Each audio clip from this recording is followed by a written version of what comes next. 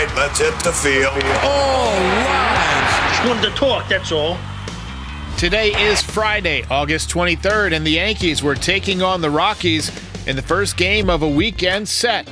Jazz Chisholm back in the lineup, and Carlos Rodon on the mound. My recap, your reactions coming up next.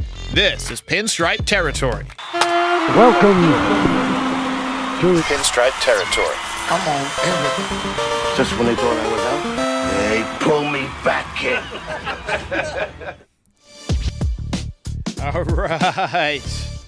I'm rocking the shades tonight because the Yankees' future is so bright. I got to wear shades, and also because I have a bad migraine. But welcome back, everybody. Yankees didn't exactly knock the cover off the ball tonight, but they did enough to get win number 76 on the season. Third win in a row. TK, how about them Yankees? Feeling a lot better about them right now. It's ebbs and flows of the season, people. Ebbs and flows of the season, but playing a lot better. And what's even better is that we got a pretty soft schedule, and the Baltimore Orioles got a pretty tough schedule in the next few series here. So maybe we can get fat. Yeah, the Orioles losing tonight to the red-hot Houston Astros, 5-2 in the middle of the eighth inning. They've only got 3 hits. They've been scuffling. They didn't have a good trade deadline, man. They didn't get pretty much anything. Yeah, I mean, they got some pitching and stuff, but as far as the offensive side of the ball, I think they were just relying on their young guys coming through their system to just kind of come up and fill those roles. I don't think – and really, were there really any major pieces that were traded out this trade deadline? Not really. This was a pretty quiet trade deadline, and I think MLB is going to have to look into pushing it back with the extra wild card. Too many teams think that they're in it, but regardless, yeah, they're a little bit quiet right now. And, dude, Houston, every year – On it's fire. Unbelievable. I hate that team so much. And I know for a fact we're going to see them in the CS if we get there. It's just the road to the World Series goes through Houston. And, oh, man, Minute Maid is such a house of horrors for us. I hate that team so much. But at the same time, I almost, want to play them for the opportunity to beat them. I want to win. That would be satisfying, man. Right? Yeah. Right? Yeah. Yeah, for sure. I'll eat my words, but, I want it. I want them. Yeah. CM says, Derek with the MIB glasses. You ever see Men in Black? Got the neuralizer here. Yeah. So we had Jazz Chisholm back in the lineup tonight. He went 0 but back way quicker than we expected. I figured the Yankees would be way more conservative with him because they typically let guys linger, once they're ready to come back. But, back in the lineup tonight, he looked fine. No hits, but, swings looked okay. We had Stanton going deep for the second day in a row. Judge going deep for, 3 or 4 days in a row now. 49th time on the season. And I'm just glad they pitched to him. He now has 10 more home runs than Shohei Ohtani, who is second in the major leagues in home runs with 39. So Judge is beating him by 25%. Pretty good start tonight from Carlos Rodon. He pitched 6 scoreless innings, lowered the ERA to 4.16, picked up a career-high tying 14th win of the season. He was really efficient early on, but then he had that 5th inning where he threw 30 pitches, and I was like, there's the guy I know. There's the guy I remember. But I kind of kept him from going deeper into the game. Curveball was really good. He was getting strike threes on backdoor breaking pitches. TK, any thoughts on Carlos Rodon tonight?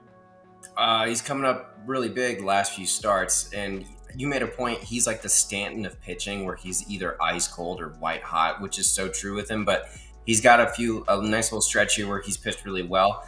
But if the Yankees go on to do big things this year, you're going to go back to that start he had in Fenway, that big boy start. I love his attitude on the mound. His stuff looks good.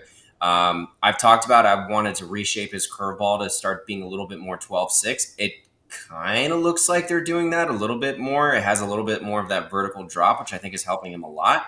And I think what's going on? Grand slam from the Orioles at 6-5 now. Dude, I looked at you. I just saw your face. I was like, what's happening? I don't have it in front of me. Santander hit a grand slam to make it 6-5. God dang it. Dude, man, we were so close. That would have made it 2.5 games. Shoot. No, well. Yeah, dude, but it's Houston. Don't count them out. Is it in Houston or is it in Baltimore? It's in Baltimore. It's the bottom of the 8th. So all right. But Houston, they just have a way to just get back in it. It's so annoying. I hate them for that reason too, especially Alvarez. Like he'll get up there and just hit a nuke or something. But Yeah, and the Orioles don't really have a closer, right? I mean, they tried Kimbrel, he stunk. I don't know if they're going to be able to close it out, but that's definitely going to have like some playoff vibes to it. I might have to go back and watch that game tonight, or at least watch the MLB where they show every pit or every out or whatever, and just the supercut or whatever. So let's talk a little bit about the playoff rotation. Carlos Rodon making a bid for it. I think he'll probably be in the playoff rotation, no doubt. Clark Schmidt threw the ball pretty well tonight. Garrett in his rehab start, by the way. Garrett Cole has been good 3 starts in a row, obviously. Nestor Cortez has been sharp lately.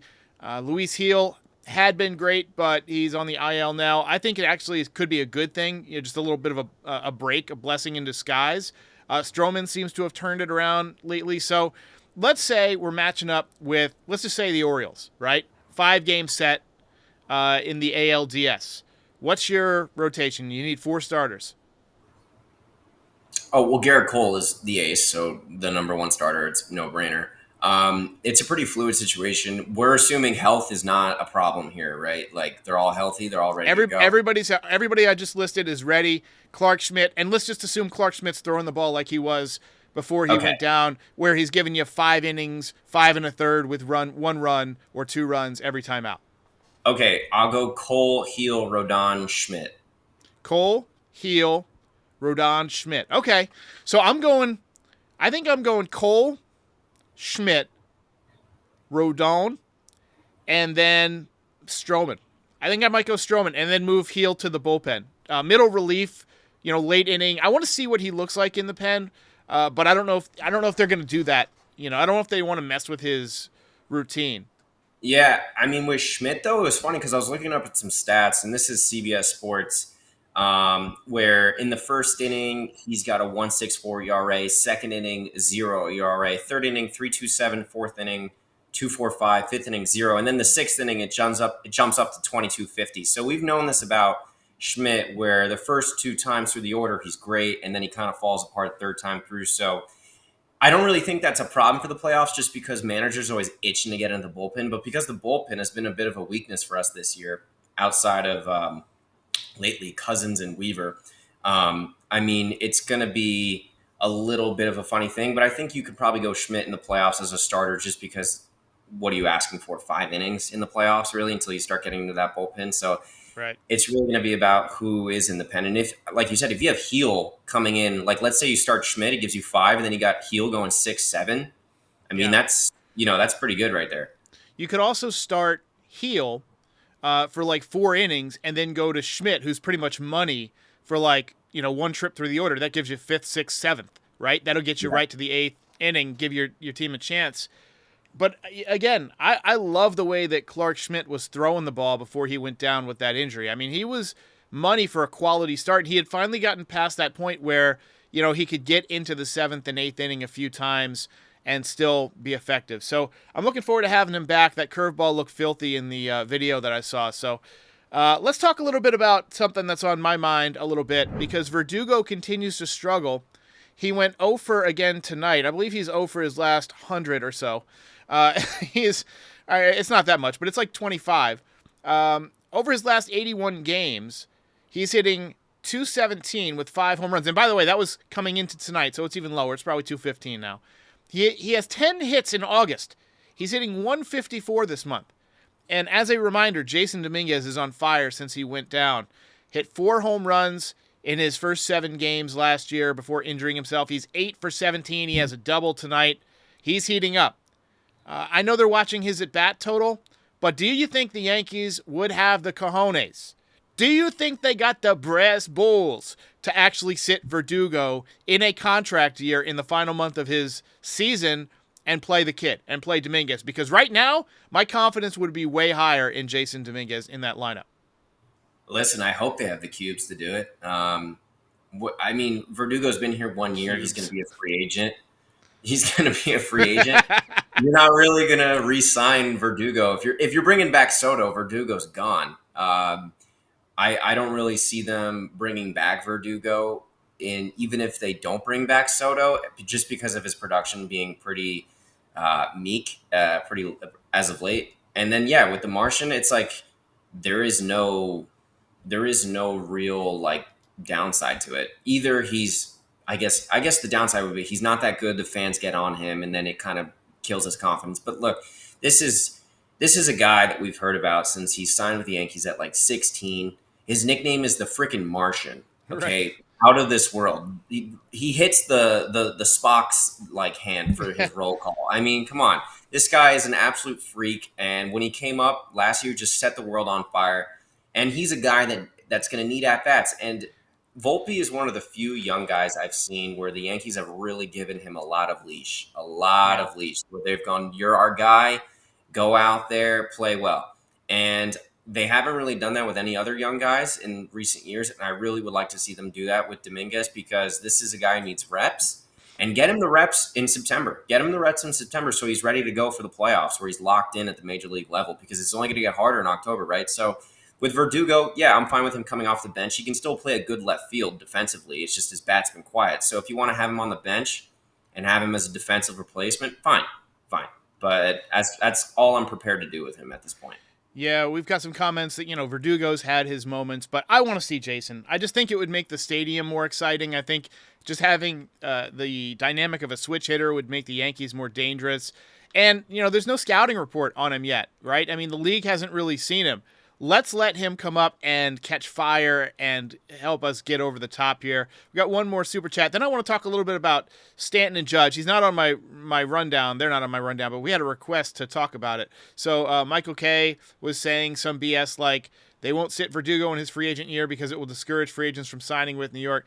I don't know if it would really do that. I mean, most free agents, you got to believe, if the Yankees are interested in them, are going to get top dollar, right? So that's pretty much the driving force if you're signing with the Yankees, or if you just want to play for the Yankees. I think that CM's, I think CM is correct in saying that that's BS.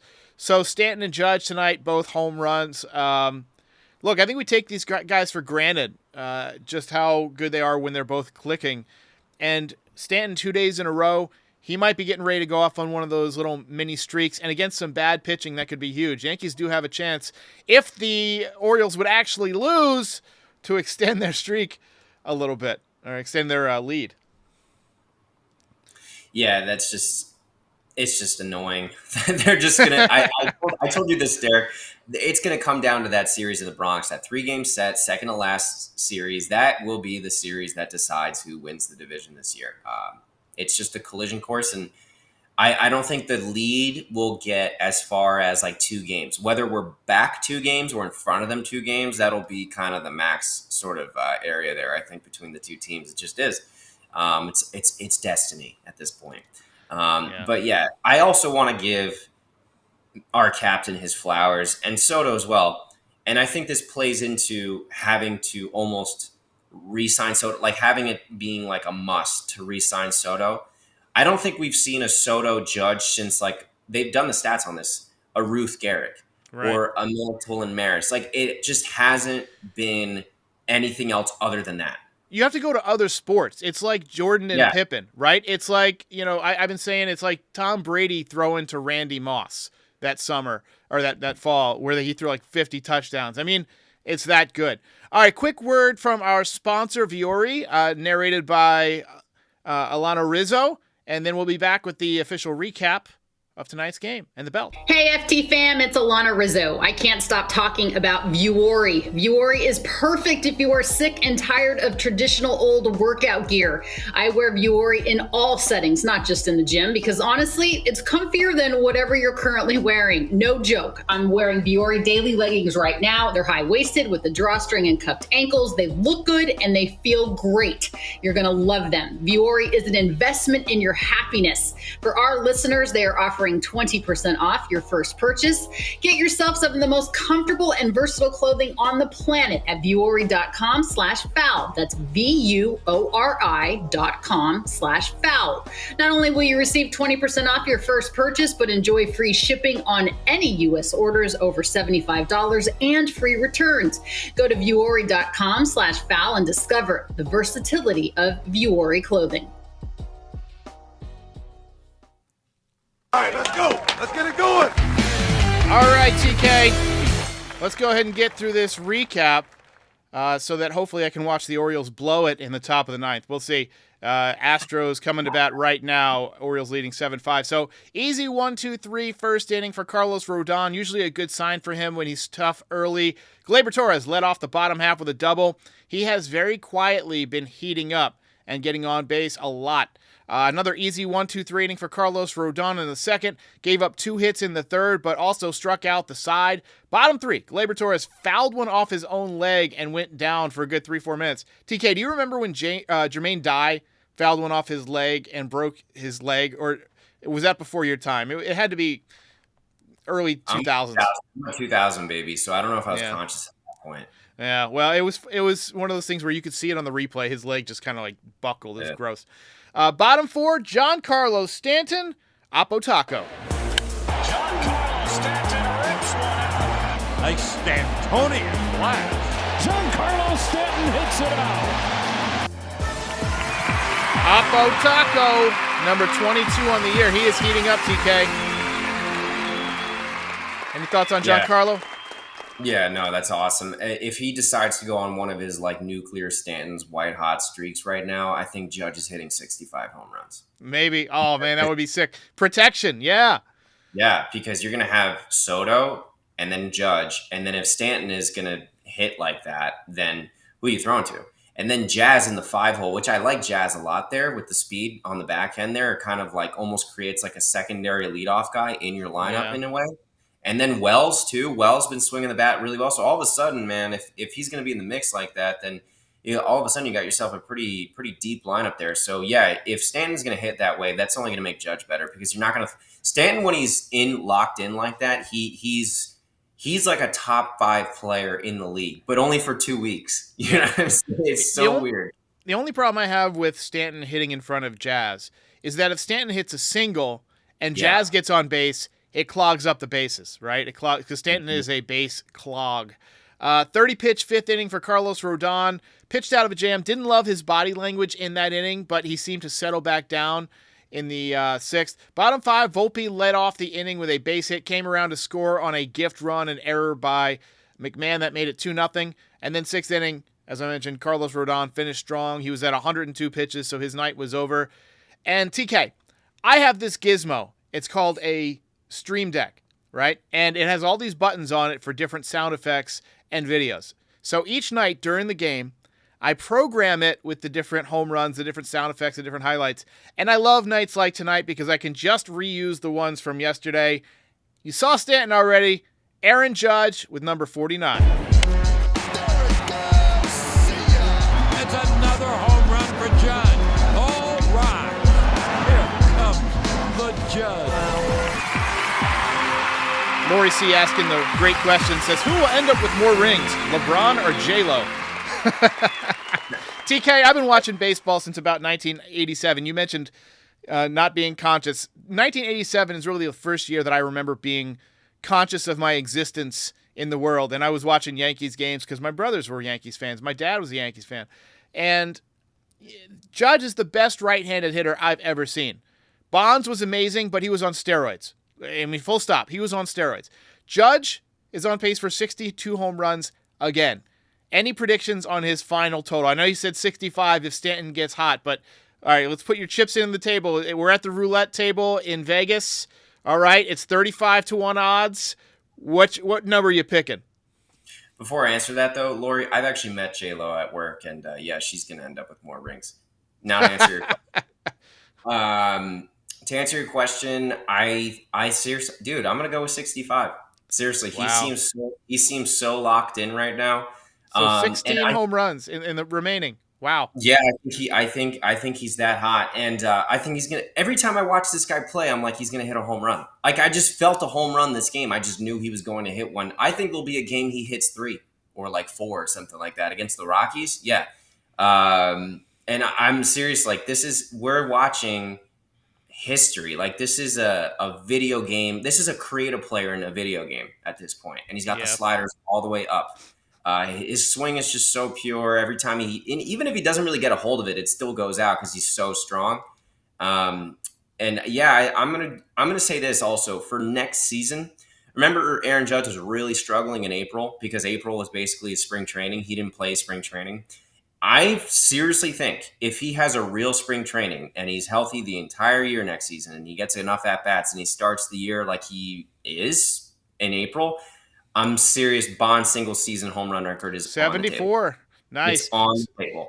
Tim W. with a super chat says, Judge lobbied for Verdugo. Are you saying Judge was wrong? Look, I don't blame Judge for wanting Verdugo. They have the same hitting coach, and the Yankees have clearly needed some left-handed bats in recent years. But Verdugo's just had a bad year. Was he wrong? Sure. I mean, he's not the GM. I don't think there's anything wrong with Judge lobbying for certain types of players. If the Yankees got the player that they thought they were getting with Verdugo, he'd be right. A solid contact hitter. He just has not hit enough. The whole offense in baseball is down right now. I mean, pitchers are throwing so hard and such nasty stuff that offense is just down. I don't know how baseball can solve it. You can't move the mound back because then guys are going to, blow out their elbows. You can't tell guys not to throw 95 plus. There's this thing about possibly having to keep the starters in for 6 innings. That might change things because, guys will get tired. They'll have to take the gas off. But I don't that's not baseball, right? I mean, I hate that. I don't know what it is. I mean, maybe let hitters use metal bats or something. I have no idea. But I don't know. Judge, you imagine Judge with a metal bat? He would kill people. Stanton would kill people. I think the robo-umps would really help because all of a sudden pitchers wouldn't be able to steal strikes, and then a consistent strike zone would help hitters because what's a ball and what's a strike. I do think the robo-umps would help a lot to improve offense just for that reason because there would be a consistency to it. I'm going to disagree on that. So we have all the time on the show, on Foul Territory, Max Scherzer, and we've had Corbin Burns a few times, and they both said that if there's robo-umps, be careful what you wish for because they will exploit, throwing the bottom half of the baseball at the top of the strike zone at 99 miles an hour, time after time after time, and that's a very, very difficult pitch to get on top of or to hit. So they both said basically that strikeouts will go up, offensive numbers will go down with robo-umps. I think the challenge system is coming to baseball, but I don't think they'll ever go, full robo. Oh, yeah. No, I mean, I think the challenge system is fine. But all I'm saying is I think that's a better way to implement it because there's strategy to it. Maybe you get a certain amount of challenges. If you get the challenge wrong, there's a strike against you, kind of like what they did with the pitch clock. I think you could implement it in a good way. I'm just saying pitchers are going to do what you said, throw 99 at the letters and just hit that spot every time.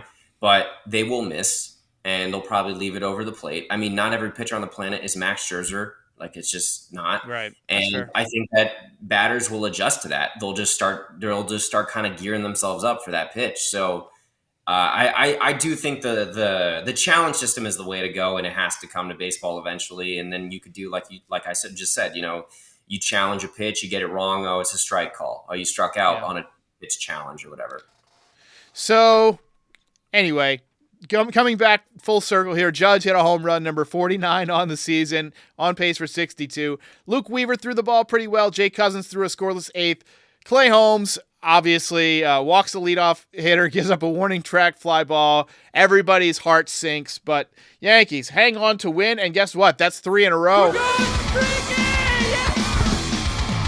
I always love playing that sound effect, man. Winning. Yankees win! I love that movie too.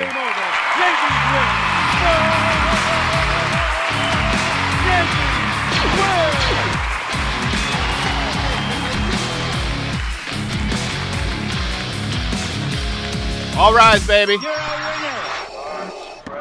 Can get this t-shirt at NYYDesigns.shop. All right.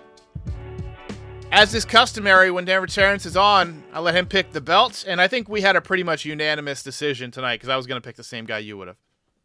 I think we got to go with Mr. Carlos Rodon. He deserved it. All right. Orioles hung on to win their game. That and sucks. Now the Yankees are 76-53. Orioles at 75-55, but the Yankees have the best record in the American League. Right now, they would have home field advantage if the playoffs were to begin. Let's get over to some final thoughts here. That ball is high. It is far. I think I saw they were like what the playoff picture is right now. We were hosting Minnesota. I think we would have a first round bye because So it would be the winner of the wild card round. So we had some interest. It could be. Yeah. I mean, they'd have to play it out. So it would be right now. I don't have the wild card stuff in front of me, but looks like let's see, Royals, Twins, Orioles, all in the mix. So yeah.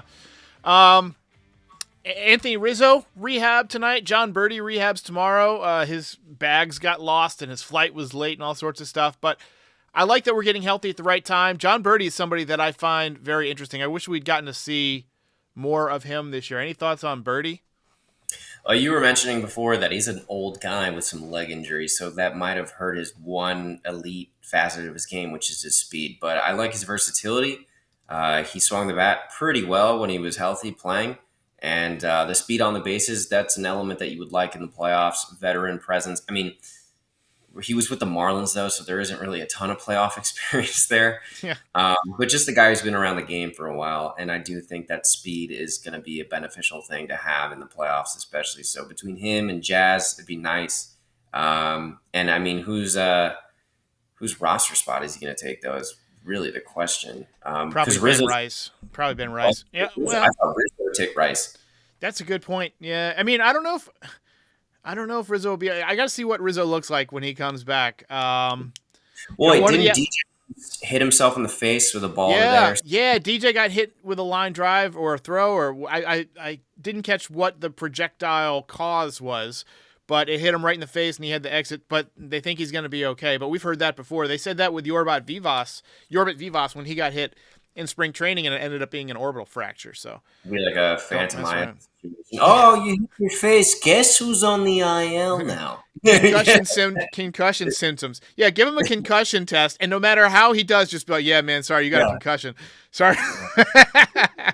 Guess who's on the IL? You.